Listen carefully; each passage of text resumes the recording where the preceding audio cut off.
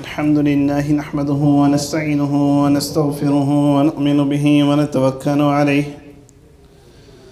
ونعوذ بالله من شرور أنفسنا ومن سيئات أعمالنا من يهده الله فلا مضل له ومن يضلله فلا هادي له ونشهد أن لا إله إلا الله وحده لا شريك له ونشهد أن محمدًا عبده ورسوله قال الله تبارك وتعالى في القرآن المجيد والفرقان الحميد فأعوذ بالله من الشيطان الرجيم بسم الله الرحمن الرحيم إن المسلمين والمسلمات والمؤمنين والمؤمنات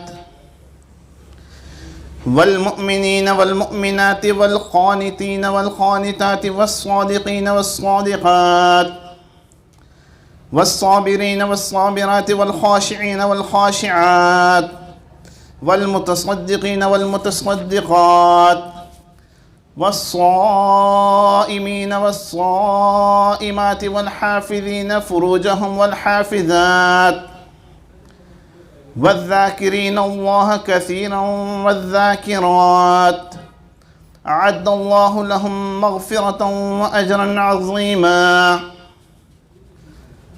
وقال النبي صلى الله عليه وسلم إن الرسالة والنبوة قد انقطعت فلا رسول بعد ولا نبي صدقت يا رب العالمين وصدق رسوله النبي الكريم ونحن على ذلك لمن الشاهدين والشاكرين والحمد لله رب العالمين. میرے عزیز دوستو، چونکہ یہ محفل ایک گھر میں ہے تو جہاں ایسا مجمع ہو کہ جہاں مرد حضرات بھی ہوں اور خواتین بھی ہوں، تو اس مناسبت سے میں نے اس آیت کا انتخاب کیا ہے کہ جس میں اللہ رب العزت نے دونوں کو مخاطب کیا ہے، ورنہ اکثر و بیشتر آیات میں جو لفظ استعمال ہوتا ہے وہ مرد کے لیے استعمال ہوتا ہے. کوئی حکم آتا ہے تو مخاطبین اس کے مرد ہوتے ہیں، لیکن عورتیں بھی شامل ہوتی ہیں. اس میں عورتیں بھی شامل ہوتی ہیں. البتہ صیغہ جو استعمال ہوتا ہے، اس لفظ کو صیغہ کہتے ہیں. وہ جو استعمال ہوتا ہے وہ عمومی طور پر مذکر کا صیغہ استعمال ہوتا ہے، اور اس سے مراد مرد بھی ہوتے ہیں اور عورتیں بھی ہوتی ہیں. اور قرآن کریم میں اکثر و بیشتر مقامات پر مذکر کا لفظ آیا ہے اور اس سے مراد دونوں ہیں. لیکن جہاں شوق ہو، جہاں رغبت ہو، جہاں لگن ہو، تو وہاں پھر یہ باتیں ذہن میں آتی ہیں کہ ہم کہاں ہیں. تو اسی طرح بعض صحابیات رضی اللہ عنہما کے ذہن میں خیال آیا کہ قرآن کریم میں تو اللہ رب العزت نے مردوں ہی کو مخاطب کیا ہے، کہیں تخصیص کے ساتھ یعنی خصوصاً عورتوں کو مخاطب نہیں کیا. جہاں بھی اللہ نے مخاطب کیا مردوں کو مخاطب کیا ہے. تو عورتیں کہاں ہیں؟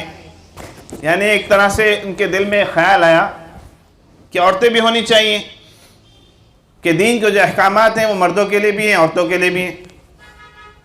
نمازیں 5 ہیں، عورتوں کے لیے بھی 5 نمازیں. 1 مہینے کے روزے ہیں، عورتوں کے لیے بھی پورے مہینے کے روزے ہیں. حج ان پر بھی فرض ہے، حج ان پر بھی فرض ہے. تو بالخصوص عورتوں کا تذکرہ نہیں ہے، تو اس پر یہ آیات نازل ہوئی. اور اس آیت میں اللہ رب العزت نے مرد کو اور عورت کو، پھر مرد کو، پھر عورت کو، پھر مرد کو، پھر عورت کو، اس طرح کر کے مخاطب کیا ہے. اور ان کے لیے اجر کے بارے میں اللہ نے اعلان کیا ہے کہ ان کے لیے اجر ہے. وہ کون سے ایسے مرد ہیں اور کون سی ایسی عورتیں ہیں؟ یہاں اللہ رب العزت نے 8 صفات بیان کی ہیں کہ وہ 8 صفات ہیں. یہ صفات جس کے اندر بھی ہو، خواہ وہ مرد ہو خواہ عورت ہو. یہ 8 صفات جس کے اندر بھی ہوں اللہ رب العزت نے ان کے لیے بڑا اجر تیار کر رکھا ہے. اس آیت کے آخر میں اللہ رب العزت نے فرمایا اعد اللہ لہم مغفرۃ و اجر عظیمہ. نہ صرف یہ کہ ان کے لیے اجر ہے بلکہ اس سے پہلے اللہ نے ذکر کیا کہ اس کے لیے مغفرت ہے. اور مغفرت بھی صرف مغفرت نہیں کہ چلو تمہارے گناہ معاف کر دی، صرف مغفرت نہیں ہے. اعد اللہ لہم مغفرہ، ان کے لیے مغفرت و اجر عظیم، دونوں باتیں، مغفرت بھی ہے اور اجر عظیم بھی ہے. ایک تو یہ کہ ہم مقروض ہوں، ہم پہ بہت سارا قرضہ ہو اور ہم قرضے تلے ڈوبے ہوئے ہوں، ہم کسی کے پاس جائیں کہ بھئی بہت زیادہ قرضہ ہے، جس کا مقروض ہو اسی کے پاس جائیں، وہ کہے ٹھیک ہے تمہارا سارا قرض معاف، سارا قرض معاف، تو بہترین کام ہو گیا، اب تو کوئی قرض ہی نہیں ہے، لیکن ہوں پھر بھی خالی ہاتھ میں. تو ایک تو یہ کہ تمہارا سارا قرض معاف اور یہ اتنے سارے ڈھیر سارے پیسے لے لو. تو ایک تو یہ کہ اللہ کہتے ہیں کہ تمہارے لیے مغفرت ہے اور دوسرا اجر عظیم بھی ہے. اعد اللہ لہم مغفرۃ و اجر عظیم، اجر عظیم تمہارے لیے. اب کن کے لیے؟ اللہ فرماتے ہیں ان المسلمین والمسلمات، کہ مسلمان مرد اور مسلمان عورتیں، والمؤمنین والمؤمنات، مومن مرد اور مومن عورتیں، یہاں مخاطب کیا اللہ نے، ان کو پکارا ہے. صفت یہاں بیان نہیں کی ہے، صفت آگے کہ وہ کون ہیں، کس طرح کے. والقانتین والقانتات، عبادت گزار، عابد عبادت گزار مرد اور عبادت گزار عورتیں، خواہ مرد ہو خواہ عورت ہو، بس عبادت گزار ہے وہ اس کے اندر داخل ہے. والقانتین والقانتات والصادقین والصادقات، یہاں اللہ نے ایک ایسے وصف کا ذکر کیا ہے کہ جس کی ضد ہمارے اندر بہت زیادہ پائی جاتی ہے، جس کی ضد ہمارے اندر بہت زیادہ پائی جاتی ہے. ضد کیسے؟ سردی کی ضد کیا ہے؟ گرمی ہے. دن کی ضد کیا ہے؟ رات ہے. تو یہاں ایسے وصف کا اللہ نے ذکر کیا ہے کہ جس کی الٹ ہمارے اندر بہت زیادہ پائی جاتی ہے. یہاں اللہ کہتے ہیں والصادقین والصادقات، سچے مرد، سچے مرد اور سچی عورتیں. اللہ نے خاص کر کے قرآن میں ذکر کیا ہے کہ سچے مرد اور سچی عورتیں. ایک واقعہ دارالعلوم دیوبند کے غالباً قائم ہونے سے پہلے کا ہے کہ جس زمانے میں گھڑی نہیں ہوا کرتی تھی، جس زمانے میں گھڑی نہیں ہوا کرتی تھی، بس وہ سورج سے اندازہ کرتے تھے کہ اب اس وقت یہ دوپہر کا وقت ہے اور اب شام ہونے لگی ہے اور اب شام ہو گئی ہے اور اب غروب آفتاب ہو گیا. اسی طرح صبح کا وقت بھی وہ اندازے سے کرتے تھے، جیسے نمازوں کا تعین جو ہے وہ کوئی بانس رکھ کے اس کا تعین کیا جاتا ہے کہ یہ اتنا ہو جائے اس کا سایہ تو اس نماز کا وقت ہو جائے گا، اتنا سایہ لمبا ہو جائے تو یہ وقت آ جائے گا. تو وہ وقت تھا، گھڑیاں تو تھی نہیں. تو غالباً مولانا محمد احسن صاحب جو تھے وہ بچوں کو قرآن پڑھایا کرتے تھے، بچوں کو قرآن پڑھایا کرتے تھے. اب وہ قرآن پڑھاتے اور ایک نشان کوئی رکھ دیتے، کوئی لکڑی کوئی گاڑ دیتے، کوئی ایسی علامت رکھ دیتے اور بچوں سے کہتے دیکھو بیٹا یہ سایہ یہاں تک پہنچ جائے گا تو تمہاری چھٹی ہو جائے گی، یہ سایہ یہاں تک پہنچ جائے گا تو تمہاری چھٹی ہو جائے گی. اب بچے تو بچے ہوتے ہیں، شرارتی ہوتے ہیں بہت، خواہ وہ قرآن پڑھنے والے ہوں، لیکن ایک اللہ پر ان کی رحمت ہوتی ہے وہ ایک الگ بات ہے. تو بچے کیا کرتے تھے کہ استاد جی کو پتہ نہ چلے وہ ڈنڈا اٹھا کے دوسری جگہ رکھ دیتے تھے اور وہاں سایہ جلد آ جاتا تھا. اب سایہ جلد آ جائے تو استاد جی سایہ آ گیا بس ہماری چھٹی. ٹھیک ہے بیٹا چھٹی، تم سایہ اس طرف آ گیا تو بس اب جاؤ چھٹی کرو. بچوں نے اس کا معمول بنا لیا، استاد جی کچھ کہتے نہیں تھے. اب کسی نے شکایت کی ان سے کہ حضرت جی آپ کو پتہ ہے بچے آپ کے ساتھ کیا کھیل کھیلتے ہیں؟ وہ تو ایسے کرتے ہیں کہ وہ لکڑی جو آپ رکھتے ہیں، جو بانس رکھتے ہیں، جو علامت آپ رکھتے ہیں اس کو اور قریب کر دیتے ہیں تاکہ دھوپ اس طرف جلدی اس طرف سے گزر جائے اور سایہ جلدی اس طرف آ جائے تاکہ ان کی چھٹی ہو جائے. تو انہوں نے کیا جواب دیا؟ وہ کہنے لگے مسلمان کے بچے ہیں جھوٹ نہیں بولتے، مسلمان کے بچے ہیں جھوٹ نہیں بولتے، وہ کہتے ہیں وقت ہو گیا تو ہو گیا۔ یہ ان کے دل و دماغ میں نہیں تھا کہ کوئی جھوٹ بھی بولتا ہے۔ بڑے تو بڑے بولے، بچوں کو بھی یہ تربیت نہیں کہ وہ جھوٹ بولے، ان کو بھی سچ کی تربیت، بولے یہ مسلمان کے بچے جھوٹ نہیں بول سکتے۔ تو مسلمانوں کے بچوں کی تربیت کس طرح سے؟ اس انداز سے کہ ان کے دل و دماغ میں یہ نہ ہو کہ یہ جھوٹ بھی کوئی چیز ہوتی ہے، جھوٹ بھی کوئی چیز ہوتی ہے۔ اس مطالعے کے دوران ایک اور واقعہ انہوں نے لکھا ہے، دارالعلوم دیوبند کے محتمم تھے قاری محمد طیب صاحب رحمۃ اللہ علیہ، انہوں نے ایک واقعہ لکھا کہ ایک حضرت جو ہے وہ بیمار پڑ گئے، ان کی آنکھ میں کوئی مسئلہ ہو گیا، لیکن توجہ کی نہیں، کوئی دوا وغیرہ لی نہیں آنکھ کے لیے، آنکھ میں زخم ہو گیا۔ زخم ہو گیا تو کسی نے ان سے کہا کہ حضرت آپ کی آنکھ میں زخم ہو گیا، اس سے تو بینائی چلی جاتی ہے، اس سے تو بینائی چلی جاتی ہے۔ اب وہ پریشان ہو گئے، اوکے فلاں صاحب نے کہا کہ بینائی چلی جاتی ہے۔ اب وہ ایک کمرے میں بند ہو کر رہ گئے اور آنکھیں بند کر دی، کہ لگے فلاں شخص نے کہا ہے، اس نے کہا ہے کہ اس میں تو بینائی چلی جاتی ہے، اب میں اندھا ہو گیا ہوں، آنکھیں کھولتے ہی نہیں تھے۔ نہیں، اس نے کہا ہے کہ بینائی چلی جاتی ہے، سو چلی جاتی ہے۔ اب کوئی بھی ان سے ملنے کے لیے جائے اور کہے کہ حضرت آپ تو ٹھیک ہے، نہیں وہ فلاں شخص تھے نا، وہ آئے تھے، انہوں نے کہا آپ کی بینائی چلی جائے گی، میری بینائی چلی گئی، دیکھو مجھے کچھ نظر نہیں آ رہا۔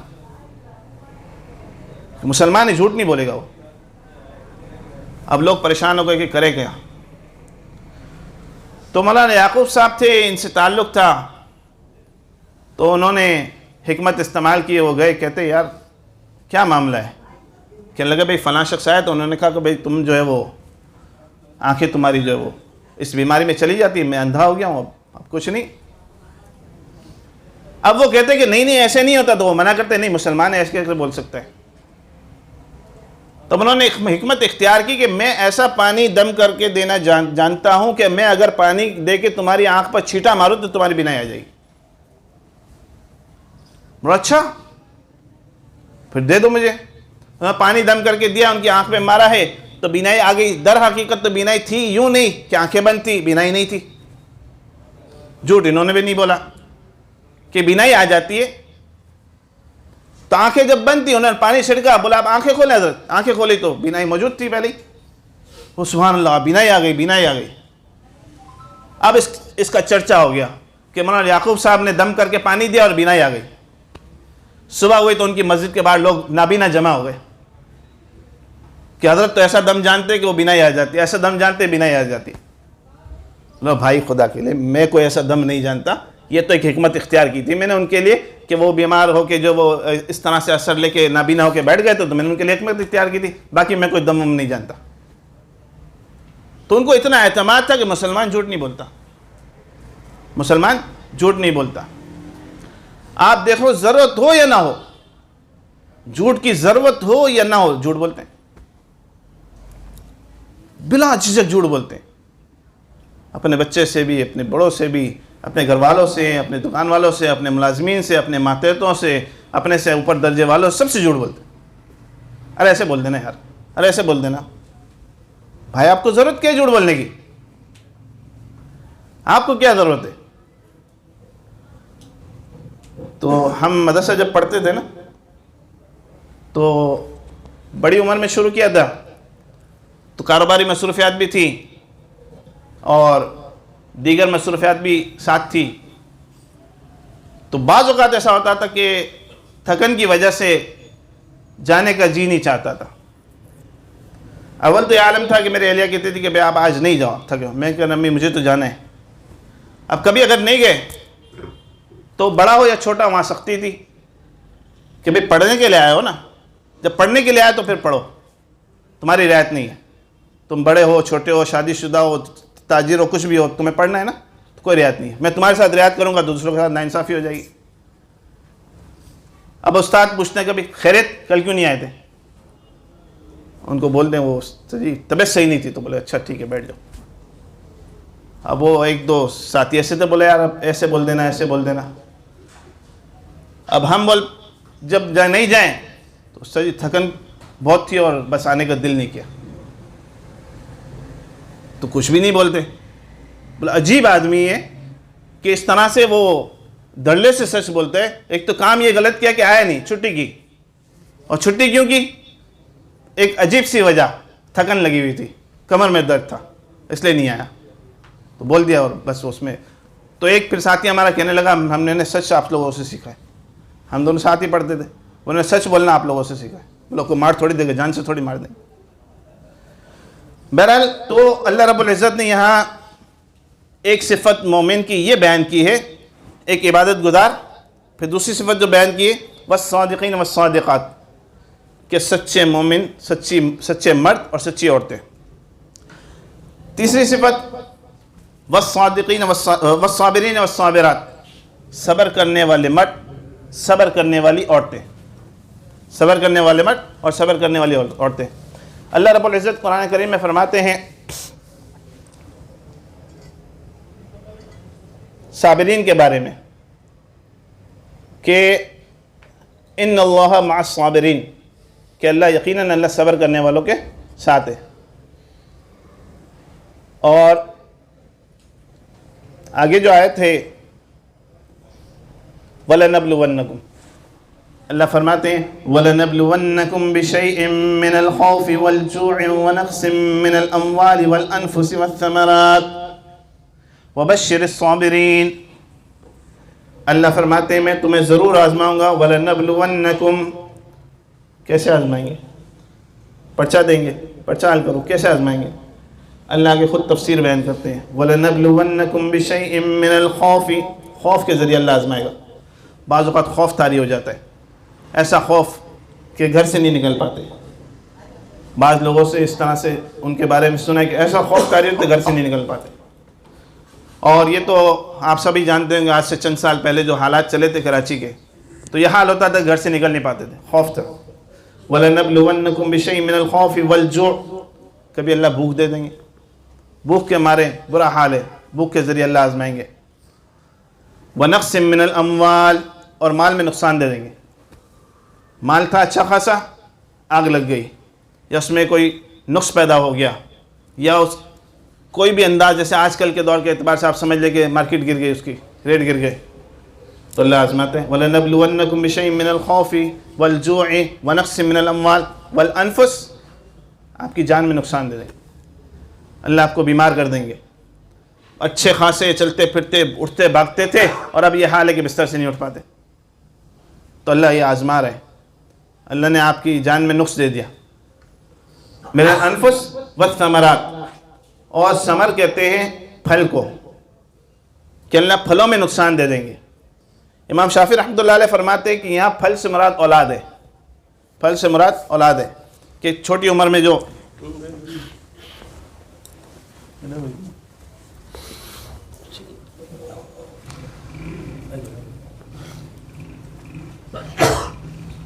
کم عمری میں جو اولاد جس کی فوت ہو جاتی ہے، اس کے بارے میں امام شافعی کہتے ہیں پھل سے مراد یہ اولاد ہے کہ جس کے چھوٹے بچے فوت ہو جاتے ہیں، تو اللہ اس کو بھی آزما رہے. تو کتنی چیزیں ہو گئی؟ 5 چیزیں ہو گئی. وَلَنَبْلُوَنَّكُمْ بِشَيْءٍ مِّنَ الْخَوْفِ وَالْجُوعِ وَنَقْصٍ مِّنَ الْأَمْوَالِ وَالْأَنفُسِ وَالثَّمَرَاتِ. آگے کیا ہے؟ اللہ فرماتے ہیں وَبَشِّرِ الصَّابِرِينَ، صبر کرنے والوں کے لیے خوشخبری ہے. وَبَشِّرِ الصَّابِرِينَ، کون لوگ؟ کس طرح کے لوگ؟ فرماتے ہیں الذین اذا اصابتہم مصیبہ، وہ لوگ جن کو مصیبت پہنچی. الذین اذا اصابتہم مصیبہ قالوا انا للہ وانا الیہ راجعون، کہ جن کو مصیبت پہنچی اور انہوں نے کہا انا للہ وانا الیہ راجعون. انا للہ، کہ ہم اللہ کے لیے تو ہیں، وانا الیہ راجعون، اسی کی طرف تو لوٹ کر جانا ہے. یہ مصیبت پہنچی، یہ مال ہلاک ہو گیا، یہ میری جان میں نقصان آ گیا، کوئی اور معاملہ ہو گیا، اللہ نے بھوک دے دی، خوف دے دیا، تو یہ ہمیں اللہ کی طرف ہی تو جانا ہے. اور یہ 5 بڑی بڑی باتیں، موٹی موٹی باتیں بتائی گئی، اس کے علاوہ بھی ہو سکتی ہیں. تو قالوا انا للہ وانا الیہ راجعون، پھر ان کے لیے انعام کیا ہے؟ اولئک علیہم صلوات من ربہم ورحمہ، کہ ان کے لیے اللہ کی طرف سے رحمتیں ہیں اور خصوصی رحمتیں ہیں، اللہ کی طرف سے انعامات ہیں اور خصوصی رحمتیں ہیں۔ اولئک علیہم صلوات من ربہم ورحمہ واولئک هم المہتدون، اور وہ ہدایت والے ہیں۔ کون؟ صبر کرنے والے۔ بات چلی تھی صبر سے، کہ صبر کرنے والے جن پر یہ حالات آئیں اور وہ کہیں انا للہ و انا الیہ راجعون، اور صبر کریں، ان کے لیے انعامات ہیں۔ یہ دیگر انعامات کا ذکر آ گیا۔ اب یہاں دوبارہ ہم آتے ہیں آیت کی طرف، والصابرین والصابرات، پھر والخاشعین والخاشعات، خشوع اختیار کرنے والے مرد اور خشوع اختیار کرنے والی عورتیں۔ اب خشوع کیا ہے؟ خشوع کے بارے میں آپ نے اکثر سنا ہوگا کہ نماز میں خشوع و خضوع کا اختیار کرنا، خشوع و خضوع اختیار کرنا۔ خشوع در حقیقت کہتے ہیں کہ دل کے ساتھ، دل کی عاجزی کے ساتھ اس کے اندر متوجہ ہو جانا، ہمارا دل نماز کی طرف رغبت کرے اور نماز میں متوجہ ہو جائے کہ ہم سورہ فاتحہ پڑھ رہے ہیں، ہم اللہ کی تعریف کو بیان کر الحمدللہ رب العالمین الرحمن الرحیم مالک یوم الدین ایاک نعبد و ایاک، ہم کیا پڑھ رہے ہیں؟ اللہ کی طرف متوجہ کہ ہم رب العالمین کے پاس کھڑے ہوئے ہیں، تو خشوع اسے کہتے ہیں۔ تو ایک خشوع ہے خضوع، خضوع کہتے ہیں ظاہری اعضاء، یہ خشوع ہو گیا۔ خضوع کہتے ہیں ظاہری اعضاء پرسکون رہیں، آپ کے ظاہری اعضاء پرسکون رہیں۔ بعض اوقات ہم نماز میں ہلتے ہیں، یا کبھی ہم کپڑے درست کر رہے ہوتے ہیں، کبھی ٹوپی درست کر رہے ہیں، کبھی کوئی داڑھی سے کھیل رہا ہوتا ہے، تو خضوع اختیار کرے کہ نماز میں پرسکون رہے، خشوع اور خضوع۔ یہاں خشوع کا ذکر کیا ہے کہ دل جب نماز کی طرف رغبت کرے گا یا کسی بھی عمل کی رغبت کرے گا تو خود بخود سکون میں آ جائے گا۔ اور یہ خشوع نماز کے ساتھ خاص نہیں ہے، یہاں نماز کا کوئی ذکر نہیں ہے۔ خشوع ہر عبادت کے لیے، کہ آپ تلاوت کر رہے ہیں تو اس میں بھی اللہ کی طرف متوجہ ہیں، آپ ذکر کر رہے ہیں تو اللہ کی طرف متوجہ ہوں، آپ دعا کر رہے ہیں تو اللہ کی طرف متوجہ ہوں۔ حدیث میں آتا ہے الدعاء مخ العبادہ، کہ دعا جو ہے عبادت کا مغز ہے، کسی چیز کا مغز ہی اس کی جان ہوتی ہے، کسی چیز کا مغز ہی اس کی جان ہوتی ہے۔ جب مغز پہ اگر کوئی چوٹ پڑ جائے تو سب سے زیادہ نقصان پورے جسم کو اسی وجہ سے ہوتا ہے۔ ایک ترتیب، ایک کورس کروا رہے ہیں حلال کے نام سے، ہمارے ایک جامعہ اسلامیہ میں کورس ہو رہا ہے حلال فوڈ کے حوالے سے، کہ حلال جو ہم کھاتے ہیں، بسکٹ لیتے ہیں ہم، جوس لے لیا ہم نے، ساری اس پہ حلال کی اسٹیمپ لگی ہوئی ہوتی ہے، تو وہ کیسے لگتی ہے؟ ایسے ہی میں جاؤں اور میں ایک جوس بنانا شروع کر دوں، اس پہ حلال لکھنا شروع کر دوں، ایسے ہی؟ ایسے نہیں ہے۔ بہرحال وہ تو بڑی تفصیل ہے، اس میں بتانے کا مقصد یہ تھا کہ ایک جانور کو ذبح کرنے سے پہلے کفار جو ہے وہ پہلے انہوں نے یہ ترتیب اختیار کی کہ جانور کو جب ذبح کیا جائے تو اس کو پہلے بے ہوش کر دیں، جانور کو ذبح کرنے سے پہلے اس کو بے ہوش کر دیا جائے۔ تو بے ہوش کرنے کے لیے انہوں نے ترتیب بتائی کہ جانور کو بے ہوش کرنے کے لیے اس کے سر پہ زور سے ہتھوڑا مارتے تھے، اس کے سر پہ زور سے ہتھوڑا مارتے تھے، ہتھوڑا جب اس کے دماغ پہ لگتا تھا چکرا کے وہ گر جاتا تھا اور بے ہوش ہو جاتا تھا جانور، پھر اس کو ذبح کر دیتے تھے، بے ہوش کر کے پھر اس سے ذبح کر دیتے تھے۔ اب اس میں ایک اشکال ہے کہ آپ نے 10 جانور 20 جانور بے ہوش کیا، اس کے بعد آپ نے ذبح کر دیا۔ اب ذبح جب آپ نے کیا تو کیا پتہ وہ بے ہوش ہوا یا مر گیا؟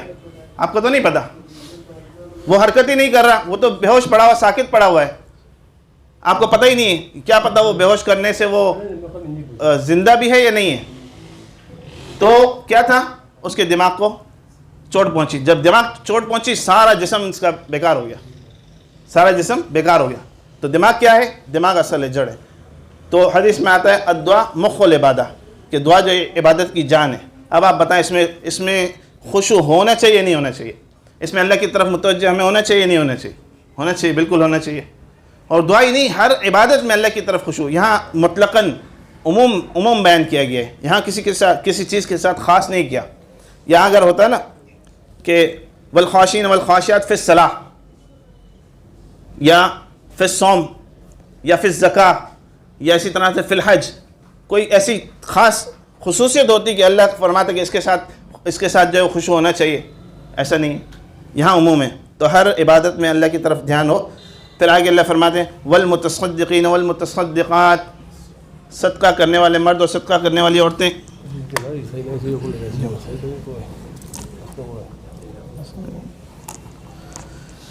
یہاں اللہ رب العزت نے متصدقین اور متصدقات، آپ نے غور کیا ہوگا کہ جو میں صفات بیان کر رہا ہوں وہ اللہ نے مرد کے لیے بیان کی، عورت کے لیے بھی بیان کی ساری چیزیں.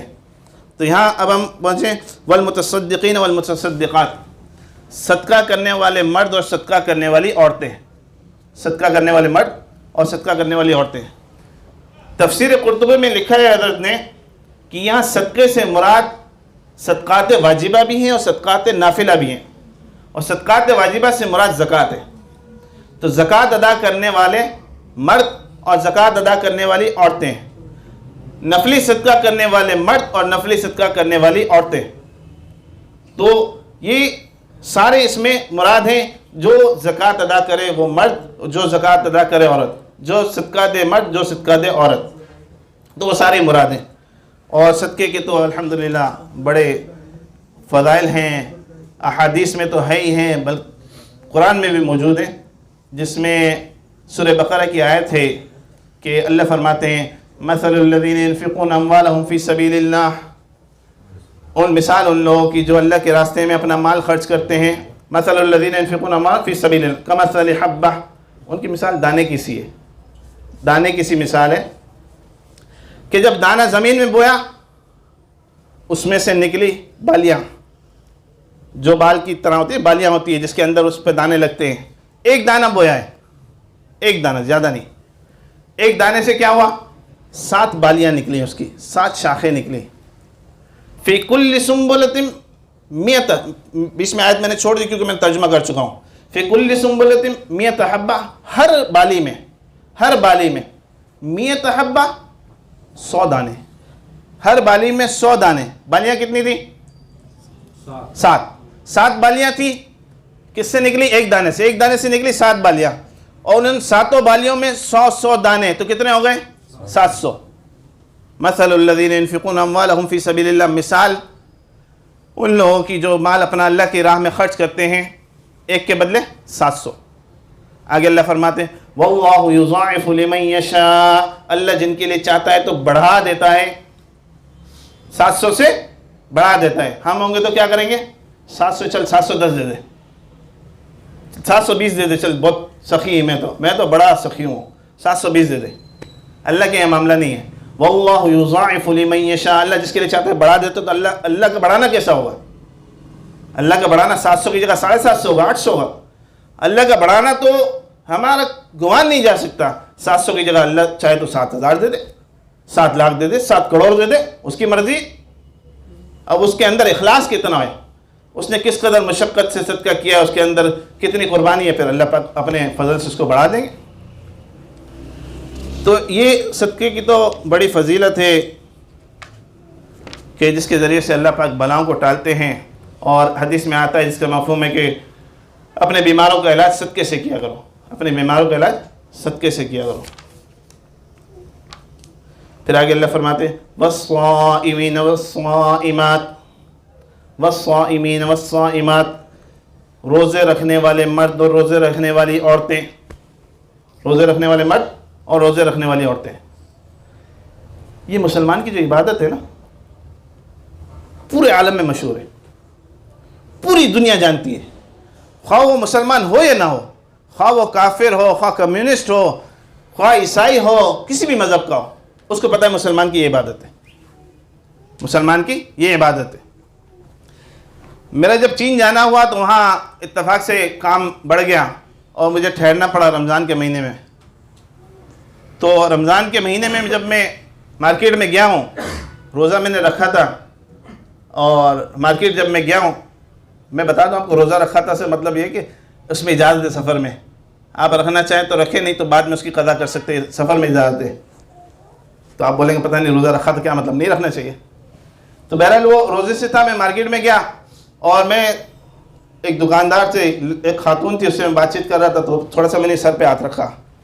تو مجھے بولتے آئی نو یو ہیڈ ایچ، میں جانتی ہوں تمہیں سر میں درد ہے، یو ہنگری یو تھرسٹی، مجھے پتہ ہے تم بھوکے ہو، پیاسے ہو. میں نے تو اس سے نہیں کہا کہ میں نے روزہ رکھا ہے، میں نے تو نہیں کہا میں نے روزہ رکھا ہے. اس نے خود مجھے بتایا کہ تمہارے جو سر میں درد ہو رہا ہے، تم بھوکے ہو، تم پیاسے ہو. اس کو پتہ ہی ہے مسلمان کی عبادت ہے.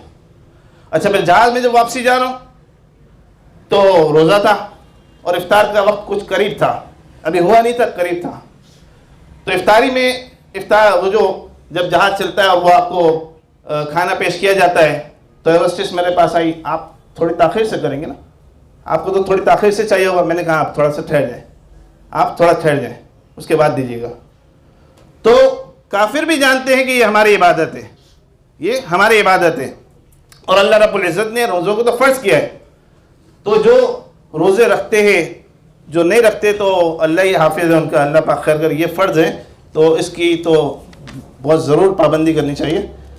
اس میں تو کیا کہیں، یہ تو قرآن سے ثابت ہے، اور جیسے نماز فرض ہے ویسے روزے بھی فرض ہے، اس میں کمزوری نہ کیجیے. تو اللہ فرماتے ہیں والصائمین والصائمات، پھر آگے اللہ فرماتے ہیں والحافظین فروجہم والحافظات، پاک دامن مرد اور پاک دامن عورتیں، پاک دامن مرد اور پاک دامن عورتیں. یہاں بھی اللہ نے الگ الگ مخاطب کیا ہے، مردوں کو الگ مخاطب کیا، عورتوں کو الگ مخاطب کیا. مردوں کے لیے یہ تو نہیں ہے کہ وہ برقع پہنے، مردوں کے لیے تو نہیں ہے کہ وہ برقع پہن کے اور چادر پہن کر نکلے، لیکن مردوں کے لیے یہ ضرور ہے کہ اپنی نگاہ نیچے رکھیں، اپنی نگاہ نیچے رکھیں، کہ شیطان کا وار وہ آگے سے بھی کر سکتا ہے، وہ پیچھے سے بھی کر سکتا ہے، وہ دائیں سے بھی کر سکتا ہے، وہ بائیں سے بھی کر سکتا ہے، وہ چاروں طرف سے وار کر سکتا ہے. دو اطراف ہیں، یا اوپر آپ دیکھو تو آپ کی حفاظت ہوگی، یا آپ نیچے دیکھو تو آپ کی حفاظت ہو جائے گی انشاءاللہ. تو آپ اوپر دیکھو گے تو چلو گے کیسے، آپ اوپر دیکھ کر چلو گے تو چلو گے کیسے، سیدھا آپ نے دیکھنا نہیں ہے کسی غیر محرم کی طرف، آپ نیچے دیکھ کر چلے جائیں. ایسا نہیں ہے کہ ہم کہتے ہیں کہ عورتیں پردہ نہیں کرتی، عورتیں پردہ نہیں کرتی. ہم نے کیا کیا، ہم نے اپنی نظروں کی حفاظت کی یا نہیں کی. اور اسی طرح سے عورتوں کے لیے کہ وہ پردہ کریں. بعض مرتبہ آپ نے سنا ہوگا کہ پردہ تو دل کا ہوتا ہے، پردہ تو دل کا ہوتا ہے. یہ جو ماڈرن معاشرہ ہے ہمارا، وہ کہتا ہے پردہ تو دل کا ہوتا ہے. یہ شیطانی ایک شیطانی کیا، وہ اپنا ہی سمجھو بنایا ہوا ہے، شیطانی تو ہے، لیکن اپنے آپ کو تسلی دینے کے لیے پردہ تو دل کا ہوتا ہے. پردہ ہم کیوں کریں، پردہ تو مردوں کو چاہیے کہ اپنی نظروں کی حفاظت کرے. آپ کو پتہ ہے عورت کے لیے میٹھے انداز میں بات کرنا بھی منع ہے، عورت کے لیے میٹھے انداز میں بات کرنا بھی منع ہے. وہ کسی غیر مرد سے بات کرے تو کڑک لہجے میں بات کرے، بالکل کڑک لہجے میں. ایک ساتھی ہمارے تبلیغ میں گئے اور کسی کے گھر گئے، بھائی وہ فلاں بھائی ہیں گھر میں، تو انہوں نے کہا کہ اتنی سختی سے جواب دیا، ہمیں آگے ہماری ہمت ہی نہیں ہے کچھ پوچھنے کی کہ وہ نہیں ہے، وہ تو بتا دیا، لیکن اتنی سختی سے بتایا کہ ہماری آگے کوئی بات کرنے کی ہمت نہیں، ہم چلے آئے. تو بعض اوقات عورتیں میٹھی میٹھی باتیں کرتی ہیں دام کم کروانے کے لیے یا کسی سے بات چیت کرنے کے لیے، تو یہ انتہائی سخت بڑی بیماری ہے اور شریعت میں قطعاً منع ہے. کسی صورت اس کی اجازت نہیں ہے کہ آپ اس انداز میں بات کریں. تو پاک دامن مرد اور پاک دامن عورتیں. آگے اللہ نے ایک اور چیز ذکر کی ہے، آخری چیز اس آیت میں ہے. اللہ فرماتے ہیں وَالذَّاكِرِينَ اللَّهَ كَثِيرًا وَالذَّاكِرَاتِ، کثرت سے ذکر کرنے والے مرد اور کثرت سے ذکر کرنے والی عورتیں. کثرت سے ذکر کرنے والے مرد اور کثرت سے ذکر کرنے والی عورتیں. اب دیکھیں اتنا آسان ترین وظیفہ، اتنا آسان ترین وظیفے سے مراد اتنا آسان ترین عمل.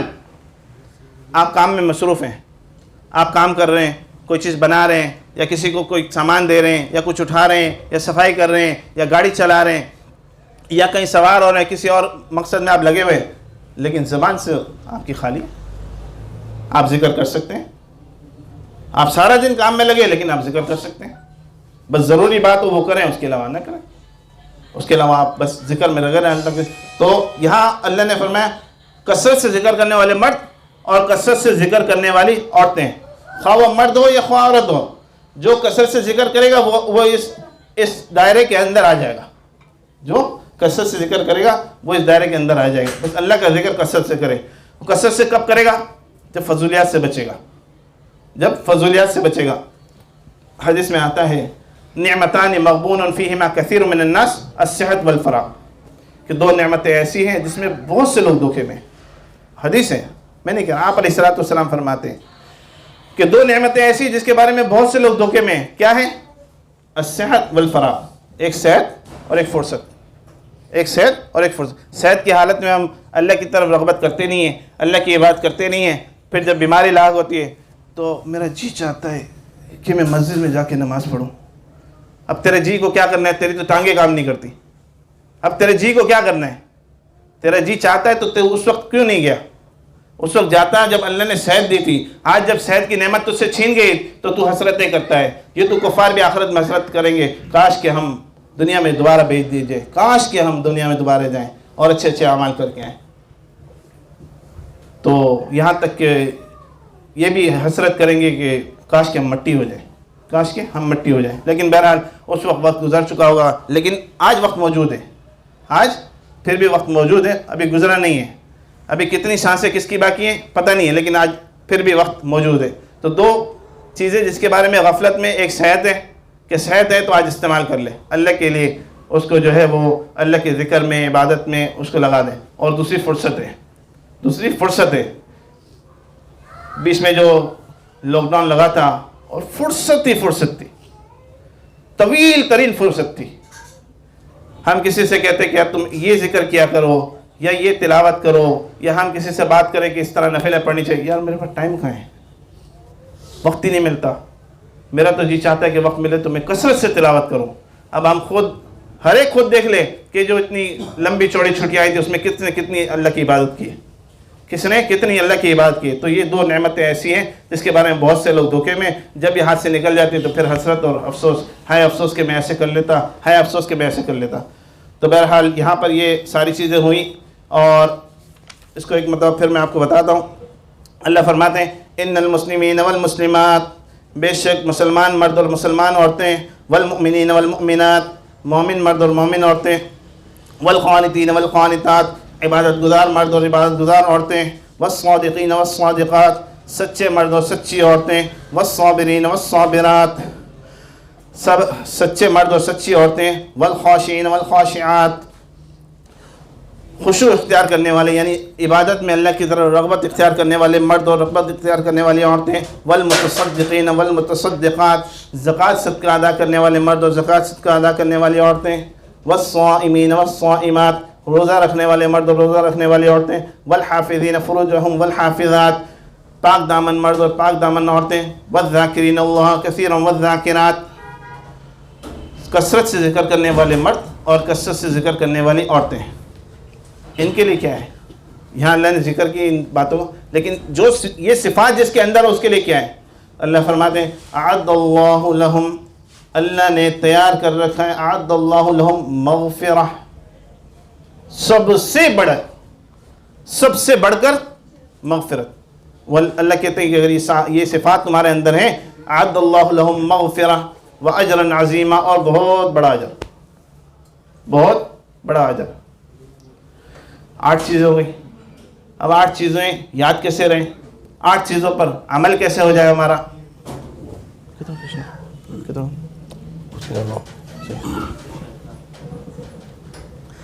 اب 8 چیزیں یار وہاں مفتی صاحب بتائی تو تھی لیکن میرے کو یاد نہیں ہے۔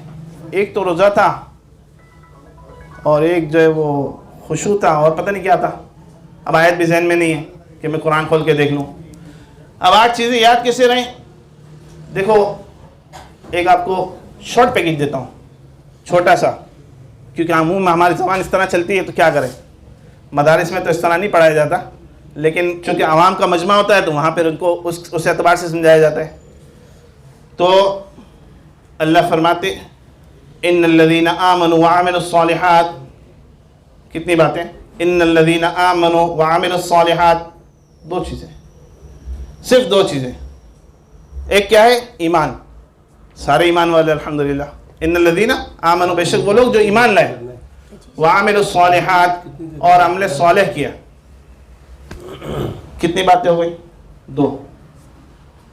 2 میں سے ایک بات ایسی جو ماں کی گود سے ملی ہوئی ہے، 2 میں سے ایک بات تو ایسی جو ماں کی گود سے ہمیں اللہ کی فضل سے ملی ہوئی ہے۔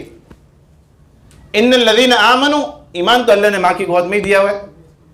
جب ہم پیدا ہوئے تو ویسے تو فطرت پر جتنے بچے پیدا ہوتے سارے اسلام پر ہی پیدا ہوتے، سارے مسلمان ہوتے ہیں۔ اب ان کے والدین پر ہوتا ہے کہ اسے یہودی بناتے ہیں، نصرانی بناتے ہیں، حدیث میں آتا ہے۔ کہ اسے یہودی بناتے ہیں یا نصرانی بناتے ہیں.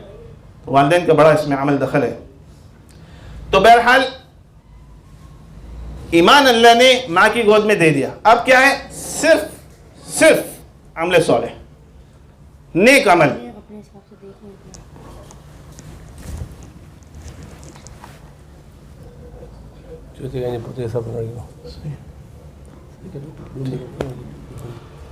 ایمان تو اللہ نے دیے ہیں، اس کے ساتھ کیا جوڑ دیا؟ عمل صالح، بس نیک عمل اور کچھ نہیں. نیک عمل، ایمان ہے بس نیک عمل کریں تو کیا ہے؟ ان الذین آمنوا وعملوا الصالحات لہم جنات. کس کے لیے؟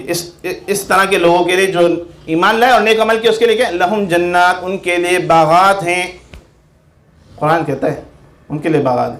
لہم جنات تجری من تحتها الانہار، کہ جس کے نیچے سے نہریں بہتی ہوں گی، جس کے نیچے سے نہریں بہتی ہوں گی. یہ ایک بڑا عجیب نقشہ کھینچا ہے اللہ نے قرآن میں جنت کا. کبھی آپ سورہ رحمان اٹھا کر دیکھیں، اس کا ترجمہ پڑھیں تو آپ یکسوئی کے ساتھ اگر پڑھیں گے تو آپ یقیناً دل سے حسرت کریں گے کہ اللہ تم مجھے اس میں داخل کر دے. ویسے تو ہر مسلمان چاہتا ہے کہ میں جنت میں داخل ہو جاؤں، ہر مسلمان چاہتا ہے کہ میں جنت میں داخل، لیکن ایک اللہ نے منفرد نقشہ کھینچا ہے. سورہ واقعہ دیکھیں تو سلۃ من الاولین و سلۃ من الآخرین، گروہ علیحدہ علیحدہ، دائیں ہاتھ والے کیا ہی اچھے ہیں، بائیں ہاتھ والے، مطلب مختلف جگہ پہ اللہ نے قرآن میں تذکرہ کیا ہے. تو باغات ہوں اور ان کے نیچے نہریں بہتی ہوں. آپ تصور کریں کہ ایسے باغات ہوں جن کے پھل جھکے ہوئے ہوں، میوے لگے ہوئے ہوں، اور جو آپ چاہیں کہ میں کھاؤں لیکن میں بیٹھا ہوا ہوں، اٹھنا نہیں پڑے. آپ کو اٹھنے کی ضرورت نہیں، آپ بیٹھے بیٹھے اس کا پھل توڑ لو گے. آپ لیٹے ہوئے ہو، آپ چاہو کہ اب میں لیٹے لیٹے کھاؤں، لیکن پھل اونچا ہے، آپ کے قریب آئے گا، آپ اس کو کھول لیں، نکال لیں، آپ اس کو نکال لیں اور کھا لیں. تو باغات کا نقشہ جو کھینچے کہ ان کے لیے باغات ہیں، ان کے نیچے سے نہریں بہتی ہوں. تو ایک عجیب اللہ نے اس میں سرور دیا ہے. ان الذین آمنوا وعملوا الصالحات لہم جنات تجری من تحتها الانہار، ان کے نیچے نہریں بہتی. آگے اللہ کیا کہہ رہے ہیں؟ اللہ سے باتیں کرنی ہے تو سیکھ لو، اللہ سے باتیں کرنی ہے تو قرآن پڑھو. قرآن پڑھو گے تو ایسے لگو کہ اللہ سے باتیں کر رہے ہو. اب دیکھو میں آپ کو بتا رہا ہوں تو کتنی لذت محسوس ہو رہی ہے. ایسے لگ رہا ہے قرآن ہمارے سامنے کھلا ہوا ہے، اور ایسے لگ رہا ہے کہ اللہ ہمیں ابھی بتا رہے ہیں کہ دیکھو تم ایسے کرو گے تو ایسے ہوگا، تم نیک ہوگے تو دیکھو میں تمہارے ساتھ یہ عمل کروں گا، تم اگر اس پر جمے رہو گے تو تمہارے لیے راحت ہی راحت، اطمینان ہی اطمینان ہے. جیسے ان الذین قالوا ربنا اللہ ثم استقاموا، کہ جس نے کہا اللہ ہمارا رب ہے پھر اس پر جم گیا. تتنزل علیہم الملائکہ، تتنزل علیہم الملائکہ، ملائکہ کا نزول ہوگا اس پر. ابن عباس رضی اللہ عنہ فرماتے ہیں کہ موت کے وقت فرشتے آئیں گے، موت کے وقت فرشتے آئیں گے. تتنزل علیہم الملائکہ، اور کیا کہیں گے؟ اللہ تخافوا، خوف نہ کرو، ولا تحزنوا، غم نہ کرو، خوف نہ کرو اور غم نہ کرو. اور آپ مجھے بتاؤ کہ فرشتے آئیں گے اور یہ خوشخبری دیں گے خوف نہ کرو، تو کیا اپنی مرضی سے آئیں گے؟ وہ تو اللہ کی طرف سے آئیں گے کہ جاؤ میرے بندے کو یہ بتا دو، اللہ تخافوا ولا تحزنوا وابشروا بالجنہ، جنت کی خوشخبری. فرشتے جنت کی خوشخبری دے رہے ہیں اور فرشتے اپنی مرضی سے نہیں آتے. اس کا مطلب اللہ نے اس کی مغفرت کا اعلان کر دیا. اللہ نے اس کی مغفرت کا اعلان اس کی روح نکلنے سے پہلے کر دیا، اس کو بتا دیا. فرشتے آئے موت کے وقت اور انہوں نے کہا اللہ تخافوا ولا تحزنوا وابشروا بالجنہ، تمہارے لیے جنت کی خوشخبری ہے. اب مرنا کتنا آسان. پھر آگے پھر اس میں جنت میں اس کی دعوت کی جائے گی. آگے دوسری آیت میں اس کا ذکر ہے کہ نزل من غفور، اللہ کی طرف سے ان کی دعوت ہوگی جنت میں. تو اب یہ آیت ان الذین آمنوا وعملوا الصالحات لہم جنات تجری من تحتها الانہار، کیا کام کیا؟ ایمان لایا، نیک عمل کے، بس اس کے لیے باغات. آگے اللہ کیا کہتے ہیں؟ ذالک الفوز الکبیر، یہ بڑی کامیابی ہے، چھوٹی نہیں ہے. جس کو قرآن کہہ دے کہ بڑی ہے، قرآن جسے کہے کہ بڑی ہے، وہ چھوٹی ہوگی. اللہ خود کہہ رہے ہیں ذالک الفوز الکبیر، یہ تو بڑی کامیابی ہے. تم کامیابی تو بنگلوں میں ڈھونڈ رہے ہو، یہ تو کامیابی تو یہاں ہے. تم تو کہہ رہے تھے کہ مال ملے گا تو میں کامیاب ہو جاؤں گا، کامیابی تو یہاں ہے۔ تم نے تو کہا کہ بیٹے میرے پاس ہوں گے تو میں کامیاب ہو جاؤں گا، کامیابی تو اللہ نے یہاں رکھی ہے۔ تم نے تو کہا کہ مجھے امریکہ سے ڈگری ملے گی تو میں کامیاب ہو جاؤں گا، اللہ تو کہتے ہیں ذالک الفوز الکبیر۔ اب بتاؤ، اللہ اکبر، یہ جو چٹکی بر تنخواہ میں گزارا کرنے والے جو قرآن پڑھنے پڑھانے والے ہیں، ان کی شان بڑی اونچی ہے، ان کی بڑی شان اونچی ہے۔ ہمیں نہیں پتہ، اللہ جانتا ہے، ہمیں نہیں پتہ۔ اللہ کے نبی کہتے ہیں خیرکم من تعلم القرآن وعلمہ، جو قرآن سیکھے اور سکھائے تم میں سے بہتر ہے۔ سرٹیفکیٹ کہاں سے ملا ہے؟ اللہ کے نبی کی طرف سے ملا ہے، خیرکم من تعلم القرآن وعلمہ۔ بہرحال یہ بڑی کامیابی ہے، اور یہ جو باتیں میں نے آپ کو ساری 8 چیزیں بتائی ہیں، ان 8 کا نچوڑ، ان کا خلاصہ یہ ہے کہ 8 آپ کے اندر کیسے آ جائیں، یہ چیزیں آپ کے اندر کیسے آ جائیں۔ قرآن میں دیگر جگہوں پہ دیگر صفات ذکر کی ہے، مثال کے طور پہ سورہ فرقان میں اللہ نے ذکر کیا وَعِبَادُ الرَّحْمَنِ الَّذِينَ يَمْشُونَ عَلَى الْأَرْضِ هَوْنًا وَإِذَا خَاطَبَهُمُ الْجَاهِلُونَ قَالُوا سَلَامًا، کہ رحمان کے بندے تو وہ ہیں، دیکھو اللہ کو اللہ پکارو یا رحمان پکارو، وہ اللہ ہی ہے، وہ رحمان ہی ہے، قرآن کہتا ہے۔ تو یہاں ہم سارے رحمان کے بندے، کافر بھی رحمان کے بندے، لیکن اللہ نے مخاطب کیا وعباد الرحمن، اور رحمان کے بندے وہ ہیں۔ تو کیا مطلب ہے؟ کون سے ایسے بندے جس کو اللہ رحمان کے بندے کے کر پکار رہا ہے؟ دیکھو ایک شخص کے 2 بیٹے 3 بیٹے 4 6 بیٹے ہوتے ہیں، اب اس میں سے کوئی لائق ہے کوئی نالائق ہے۔ اب ایک لائق بیٹا آگے بولو یہ میرا بیٹا ہے، یہ میرا بیٹا ہے، تو کیا دوسرا بیٹے نہیں ہے؟ بیٹے تو ہیں، قابل یہ ہے، لائق یہ ہے، بہتر یہ ہے، اس میں اللہ نے صفات رکھی ہیں، یہ میرا بیٹا ہے۔ تو یہاں اللہ کہہ رہے ہیں وَعِبَادُ الرَّحْمَنِ، رحمان کے بندے وہ ہیں الَّذِينَ يَمْشُونَ فِي الْأَرْضِ هَوْنًا، کہ جب زمین پر چلتے ہیں تو عاجزی کے ساتھ چلتے ہیں، وَإِذَا خَاطَبَهُمُ الْجَاهِلُونَ، جب ان سے جاہل لوگ گفتگو کرتے ہیں، بد کلامی کرتے ہیں، قَالُوا سَلَامًا، تو کہتے ہیں سلامتی والی بات کرتے ہیں، اچھا بھائی خیر، سلامتی والی بات کرتے ہیں، ان سے الجھتے نہیں ہیں، جاہلوں کے ساتھ جاہل نہیں بنتے۔ بہرحال وہ آگے پوری تفصیل ہے، سورت کے آخر تک اللہ نے مزید صفات مومنین کے اس میں گنائی ہے کہ وہ کیا دعا مانگتے ہیں، جہنم سے پناہ مانگتے ہیں، پھر بیوی بچوں میں آنکھوں کی ٹھنڈک مانگتے ہیں اللہ سے۔ یہ بڑی تفصیل ہے، یہ بس پڑھتے جاؤ اور بس اللہ سے باتیں کرتے جاؤ۔ تو بہرحال یہ کہ بڑی کامیابی اللہ سے مانگنی چاہیے، اور بڑی کامیابی کے لیے بس عمل صالح، جب عمل صالح آپ کرتے رہیں گے تو آپ گناہوں سے بچتے رہیں گے، اللہ سے قریب ہوتے جائیں گے۔ جیسے نماز ان الصلاۃ تنہی عن الفحشاء والمنکر، کہ نماز جو بے حیائی بری باتوں سے روکتی ہے، تو نماز کیا ہے؟ عمل صالح ہے۔ جب عمل صالح ہوگا، جاندار ہوگا، تو پھر وہ برائی سے روک دے گا۔ اسی طرح بہت سارے عمل صالح آپ کرتے رہیں گے تو اللہ پاک آپ کو برائی سے روک دیں گے، اور اللہ رب العزت ذالک الفوز الکبیر والوں میں آپ کا داخلہ فرما دیں گے، آپ کا داخلہ ذالک الفوز الکبیر میں کر دیں گے۔ تو بہرحال یہ کہ دعا بھی کرتے رہیں کہ اللہ قرآن سے محبت دے دے، اور قرآن کی خدمت ہم سے لے لے، اور قرآن کو سمجھنے اور سمجھانے کی توفیق دے دے اللہ، اور یہاں تک کہ آخر تک مرتے دم تک قرآن کی تلاوت کثرت سے کرتے رہیں، یہاں تک کہ پھر وہ قرآن کی جو صورتیں ہیں وہ اللہ سے ہمارے لیے درخواست کریں گی، وہ اللہ سے ہمارے لیے سفارش کریں گے، یہ تو مجھے پڑھتا تھا اللہ، یہ تو مجھے پڑھتا تھا، اس کی بخشش کر دے، تو انشاءاللہ ہماری بخشش ہو جائے گی۔